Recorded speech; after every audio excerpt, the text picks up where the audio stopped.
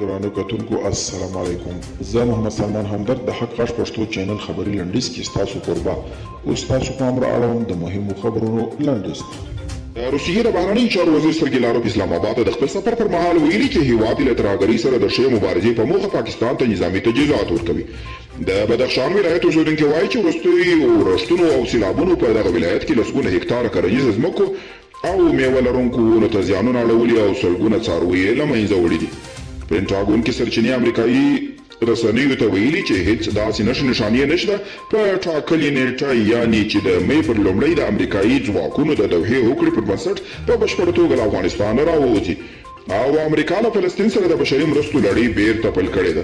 دغه لړۍ د ډونالډ ټرمپ له لوري دروړ شوې وه، خو جو بایډن بیرته له فلسطینیانو سره د امنیتي او بشردوستانه مرستو لپاره د 250 میلیونه ډالر ورکړه تایید کړې ده. په دغه مرسته کې 15 میلیونه ډالر د اقتصادي ودې لپاره کارول کیږي.